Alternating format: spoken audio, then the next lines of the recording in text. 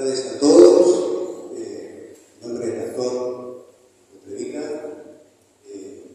Es un placer estar aquí este día para presentar el libro de Liliana.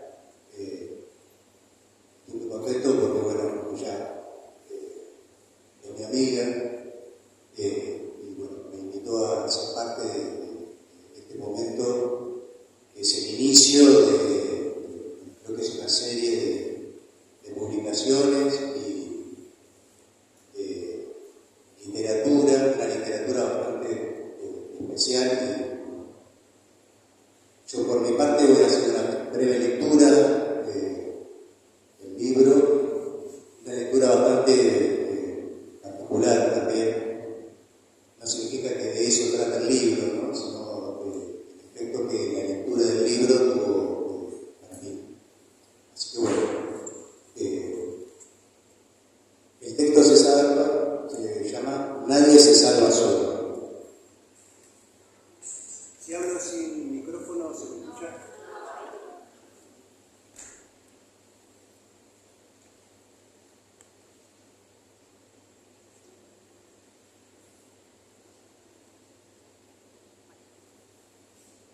El texto se llama Nadie se salva solo. Estamos en la época en la cual se produce un descorazonamiento del mundo. Asistimos, como ante el laboratorio de un Víctor Frankenstein, a la creación monstruosa, progresiva y global de una certeza.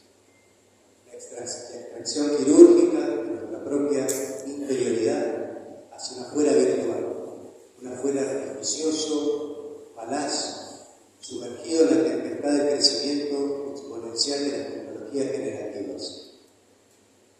Una de sus mayores consecuencias es el taponamiento, aunque de carácter imposible, de lo singular. Un inicuo intento fallido, aunque maquinal, que se revela en el reverso de un síntoma. El individualismo extremo, ese que nos separa del ser en el mundo con otros. Existimos a la manera de espectadores pasivos en una atmósfera kafkiana, de ansiedad, absurdos complejos y angustiosos, caracterizados por una burocracia sin rostro y con laberintos incomprensibles, con una sensación constante de impotencia y alienación. Es también una escena minuciosa y secreta de un proceso contemporáneo de desglobalización.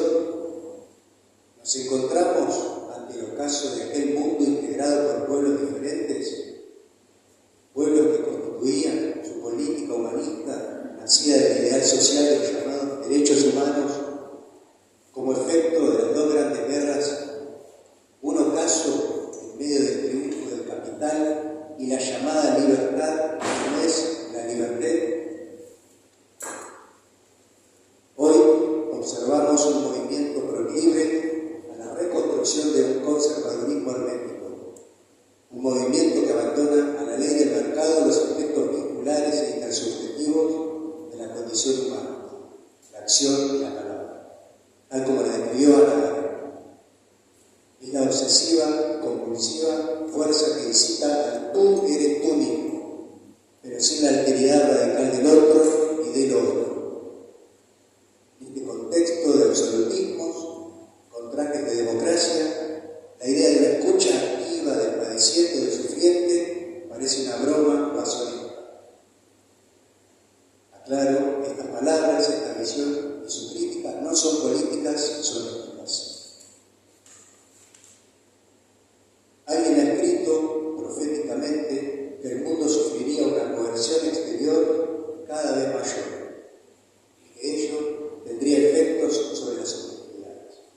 Algún otro, en las antípodas, ha dicho que el mundo requiere una nueva forma de santidad, una salida redentora, el ejercicio de la santidad entendida como un acto que pueda ordenar la indiferenciación ficticia a la que nos conduce la condición maquinal de hoy. Esa indiferenciación la que nos empujan los discursos que intentan anular la singularidad con un para todos imposible, como decía. La creencia actual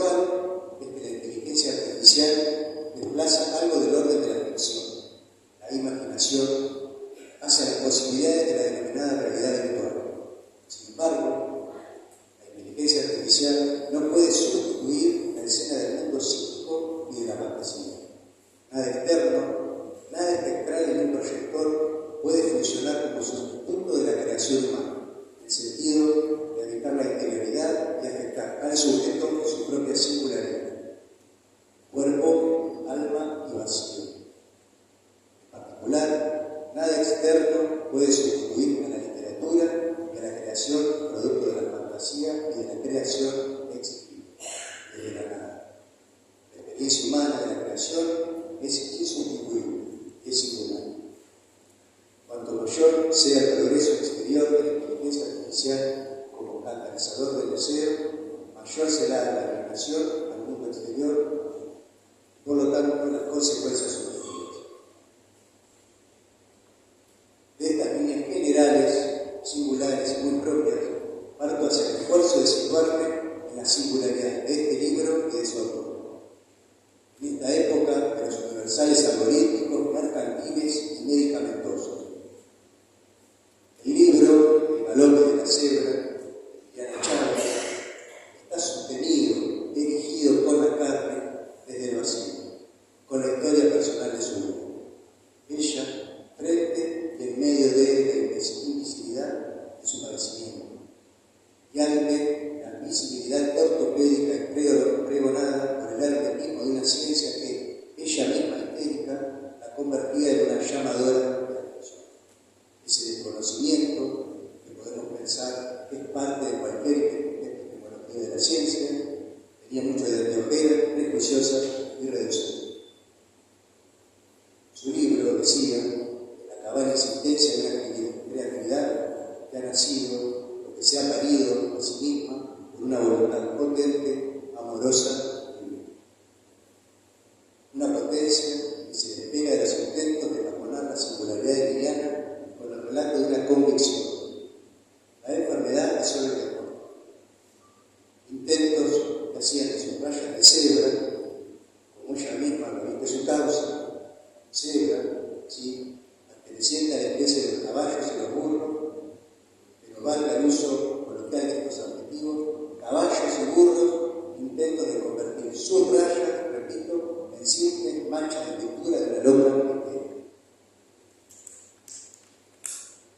Este libro, más allá de su contenido literario, su emotiva lectura, de su enseñanza, me permitió forzarme a adoptar una posición de asombro. Me obligó a abandonar el estigma caballuno y animal que late alrededor y que no se disipa fácilmente. Es como esas nieblas en una novela de Stephen King o La peste que retrató Albert Camus, densas, obstinadas, absorbentes. Pero, ¿recuerdan el asombro, la sorpresa? Esa vieja modalidad subjetiva que las esperanzas, las ideas nuevas, las palabras, recomendada por los médicos griegos, los doctores filosóficos, esa esperanza y ese asombro. Es lo que encuentro en este libro, entre comillas, para niños, es una resistencia íntima, una resistencia que puede funcionar como una subversión espejada en la literatura infantil. La obra dedicada a hijas, en su delicada estructura emotiva, transmite una imperiosa necesidad ética y un enorme deseo de inclusión, pero no la retórica de la llamada inclusión, sino la que puede conducirnos a no necesitar el orden de la ley para imponerlo, sino que emerja como una necesidad profundamente humana. Eso es el genial que Liliana. Reconozco que es genial. El libro de Liliana es un tono superiano, que plaza sobre la cadencia de su prosa llana y plácida una urgencia irresistible, asumir una posición ética ante la insondable imprecisión de los seres.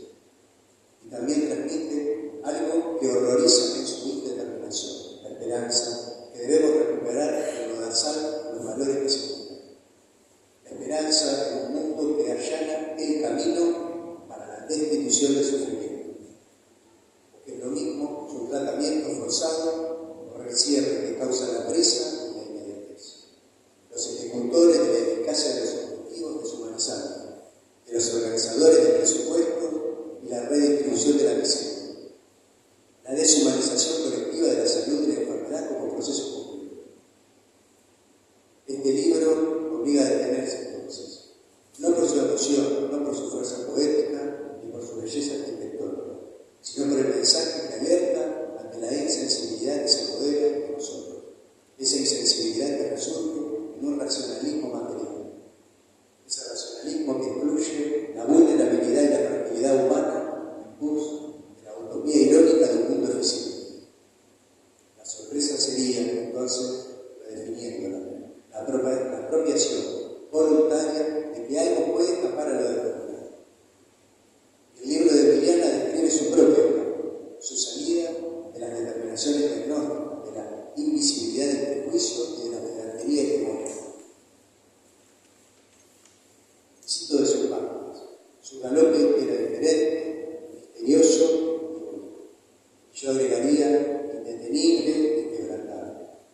Nosotros, que la conocemos por nuestra experiencia personal, conocemos los escapes de Emiliana peor que yo. Entonces, como dice Emiliana, nadie se salva solo. Y yo digo, no hay nadie, hay siempre alguien. Por eso, la pregunta que surge finalmente no es ¿de qué se trata el libro?, sino ¿por qué una historia como esta resulta absolutamente imprescindible? Muchas gracias.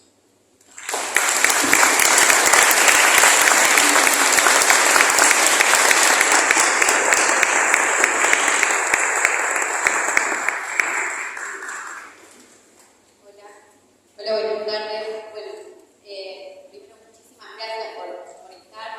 Hay muchas caras conocidas y muchas desconocidas también. Qué difícil, qué movilizante seguir después de lo que acaba de leer Gastón.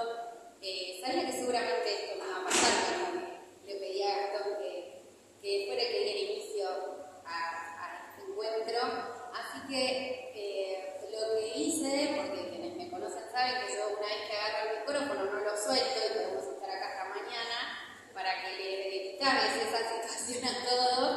Traje algo escrito pequeño porque es algo que no quiero dejar pasar, son cosas que realmente quiero decir y no quiero dejarlas pasar. Y después sí voy a continuar explicando algunas cuestiones del cuento y después dar paso al gran doctor César Respi, que es un orgullo tenerlo hoy acá presente. Así que bueno, les leo unas palabras.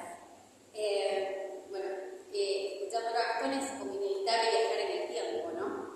Durante casi toda mi vida, desde que era muy chica, me acostumbré a escuchar un libreto que otros escribían sobre mi propio cuerpo. Me costó años sacarme de encima el peso de que me llamaran María Dolores o de escuchar el eterno, qué raro, a vos siempre te pasa algo. Lo más doloroso de mi infancia no era solo el dolor físico, era la invisibilidad. Era tener que escuchar a los médicos hablar de mí delante de mis padres como si yo no estuviera ahí, como si no existiera. Decían con total soltura que quiere llamar la atención. Yo era una nena, estaba ahí escuchando todo, sintiendo un dolor que era completamente real y que dijeran eso me afectaba un montón, porque me hacía sentir invisible. Pasaron los años y la historia continuó. A los 25, en una consulta particular, recuerdo muy claramente, que un profesional me llegó a decir directamente que es el cuerpo de una persona de 90 años.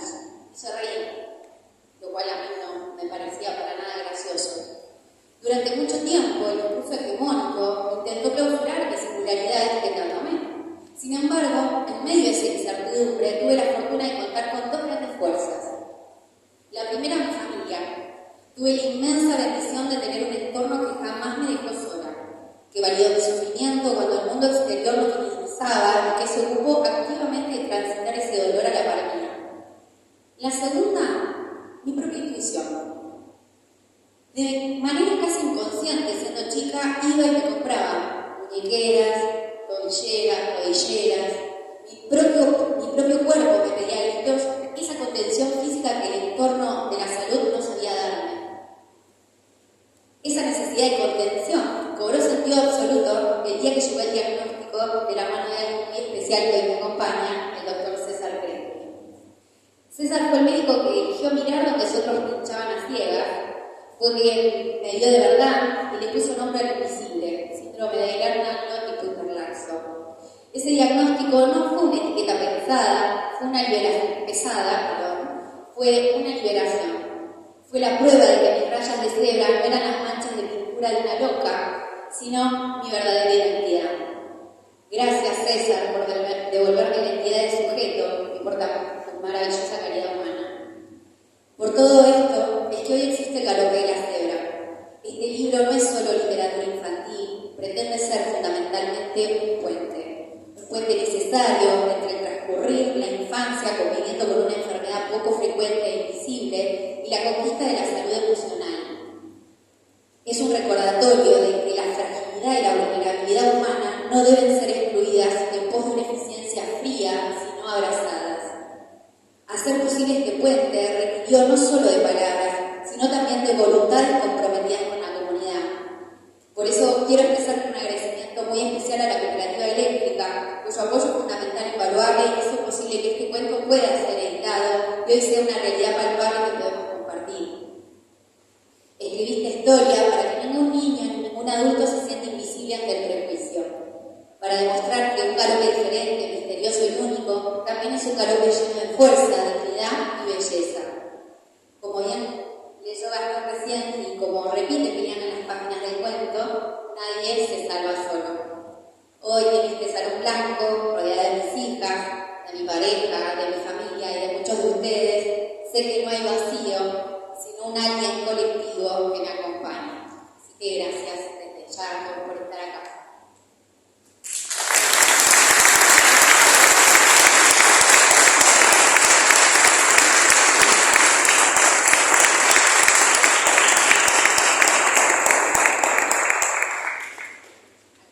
Acá hay muchísimas personas que han sido testigos de esta infancia y de este transcurrir y que seguramente ahora también les pasa algo que me pasa a mí, que uno rebobinando empieza a dar cuenta de, no,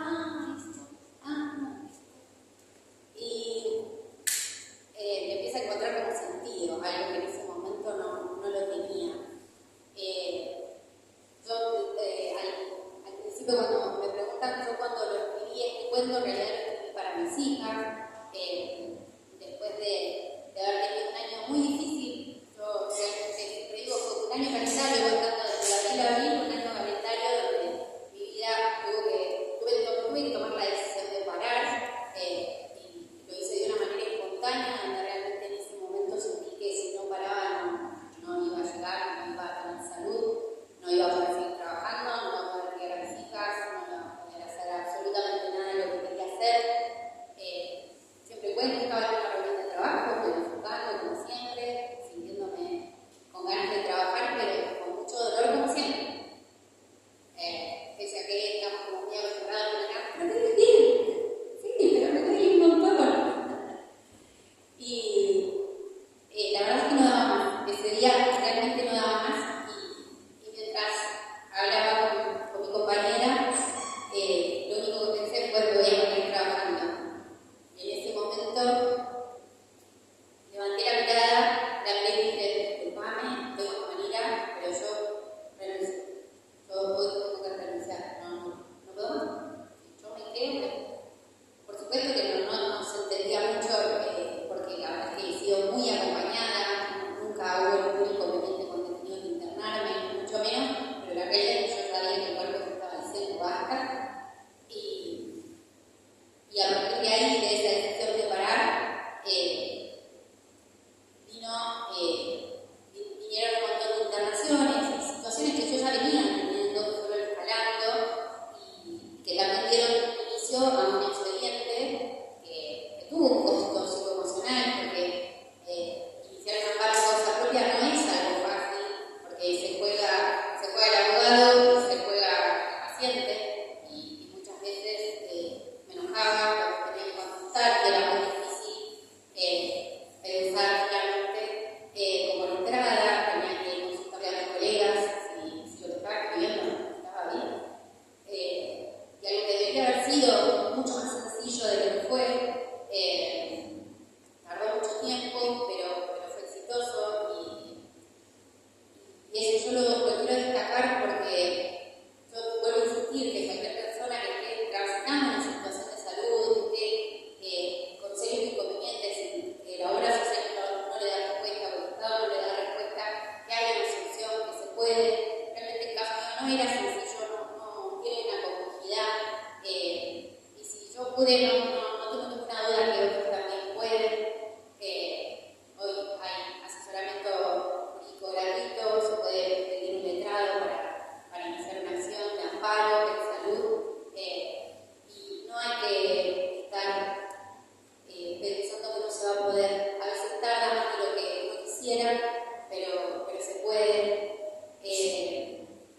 bueno, en este transitar de esta lucha surgió la posibilidad de presentarme con una ponencia para el Congreso de Discapacidad y Derechos. Y en ese momento yo hice una catarsis porque una de las temáticas a elegir era la accesibilidad a la justicia para las personas con discapacidad. Y yo venía de denunciar al fiscal de Estado porque me tenía en amnesia, así que imagínense que no estaba muy contenta con lo que estaba transitando jurídicamente. Así que me senté a escribir esa ponencia y hice ahí una catarsis enorme, y cuando voy a leer las bases y condiciones, porque yo ya había terminado de escribir, resultaba que mis 40 páginas escritas tenían que reducirse a 12. Así que hice un resumen y lo envié. Con la intención al menos de que el colegio y la caja de abogados estuvieran sabiendo que había una colega que estaba transitando estas situaciones, como abogada, persona con discapacidad en causa propia. Estaba siendo muy complejo acceder a la justicia, no podía ponerme en los zapatos de otras personas en situaciones de extrema vulnerabilidad. ¿Cómo podían hacer para acceder a la salud? Realmente era impensable. Me llamaron del colegio y me avisaron que mi ponencia había sido seleccionada dentro de varias ponencias, unas 50, y tuve la dicha de poder ir a defenderla, a conocer a otros colegas con situaciones similares, con historias parecidas, y eso me siguió motivando a seguir, porque la verdad yo seguía con el expediente, y no hace tanto que logré la famosa scooter, que después alguien quiere pasar a verla, está en casa, está aquí, escribimos con ambas, pero todo eso me motivó a seguir porque realmente la estaba pasando mal. Y ahí fue cuando pude sentarme a escribirle a variamente. Tenía el deseo de que supieran cuál había sido mi historia, y que un diagnóstico no es una etiqueta que no te cancilla, que somos todos diferentes. Suena algo tan trillado, pero la verdad es que hay muchos prejuicios. Nos cuesta un montón como sociedad romper con los prejuicios, y todavía está la idea que si tenés una discapacidad tenés que ser una persona que usa silla de ruedas. La verdad que no es la mayoría de la gente que tiene certificado de discapacidad usuaria de silla de ruedas. Y esto debe sentir que uno tiene que estar justificando todo el tiempo lo que le pasa. Y por eso digo que fue una enorme bendición, y es algo que yo trato de narrar en el cuento, porque a mí siempre en casa me validaron.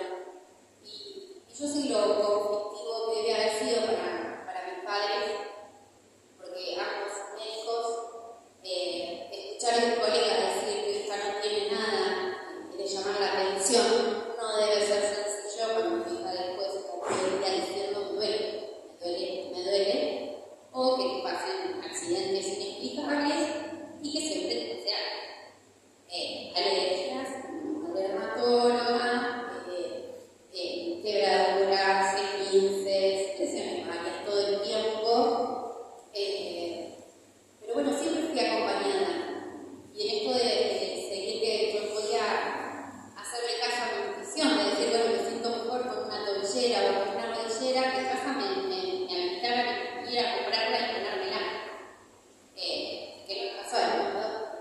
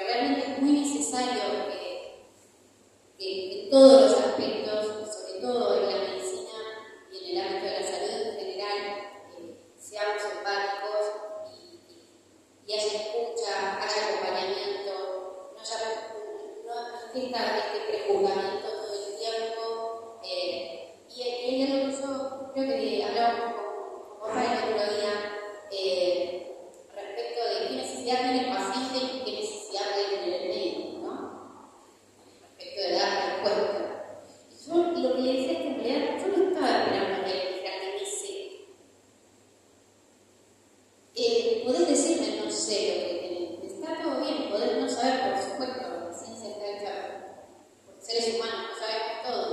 Eso está clarísimo. Pero ¿me podés acompañar en esto que no sé que tengo? Y no dejarme la buena de nada. Porque digo, hasta no hace mucho me pasó con un profesional, y lo cuento, no lo dije antes, pero yo empecé un tratamiento específico, indicado, ya con diagnóstico, y que requería seguimiento, porque requiere el uso de una ortesis, y de un día para el otro sacando un turno para continuar con el seguimiento, me encontré con que el profesional no estaba. Cuando me notó atender otro, pero yo tengo mi profesional, quiero que me entienda mi profesional. No está, pero esta vez, bueno, me entendí por esa vez con otro. La verdad no me sentí cómoda. Cuando vuelvo a sacar el siguiente turno, me dicen, no está. Una charla de parte de terapia, me entero que el profesional se había ido a otro país a vivir. Y todo bien, tenés todo el derecho del mundo a vivir donde quieras, no tiene por qué atarse a su paciente. Pero mínimamente un aviso hubiera sido increíble. Porque la decepción que nos lleva como paciente es enorme. Porque te estamos soltando la mano, porque yo realmente quiero saber dónde ir. Y eso pasa muy seguido cuando no saben cómo validar lo que nos tienen o cómo acompañar. Y yo les digo, no sé si estamos esperando que nos digan con certeza y nos curen, pero acompañar es muy importante. Saber hacerlo y saber escuchar es fundamental para la salud de cualquiera. Y sobre todo, si hay alguien que la está pasando mal, para que esa salud emocional, siga estable para poder continuar. Porque si ya estás con un dolor físico, a eso sumarle un dolor psicoemocional, no suma, ¿no? No es un poco muy bonito. Pero bueno, la verdad que no hay más que por uno venga. Conocí otra profesional increíble, así que estoy muy contenta con eso, pero digo, en el día de hoy estas cosas siguen pasando, ¿no? Así que la intención de este cuento es este puente que yo mencionaba entre la enfermedad invisible, poco frecuente, transitar en la infancia de eso, y ese puente con la salud emocional, la importancia del acompañamiento, de la validación. Por eso no es solo un cuento infantil, también es para adultos, es para repensar, es para incomodarnos. Si no nos incomodamos, no vamos a aprender.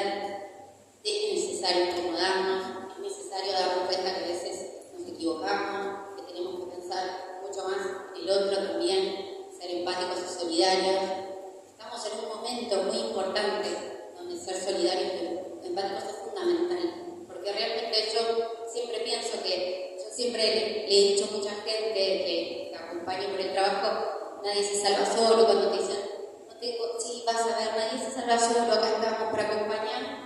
Y es así, realmente es así, nadie se salva solo. Y si no nos comprometemos, el que no se compromete va a quedar afuera. Yo lo decía el otro día, alguien me preguntó qué le diría a aquel que no se quiere sumar a la idea de ser más solidarios, más empáticos.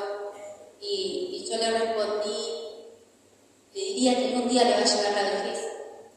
Le diría que en algún momento le puede llegar una enfermedad a esa persona, algún compañero o compañera, algún amigo. Y la verdad que no está bueno que el chip te llegue cuando te pasa. No es la idea de vivir en una comunidad armoniosa esa. Así que bueno, los invito a repensar, a incomodarse, a sumarse a la idea de mirar con otros ojos, de pensar que somos más cebras de las que se creen. Eso no tengo ninguna duda. Y que bueno, que las cebras no galopamos solas, galopamos con otras cebras.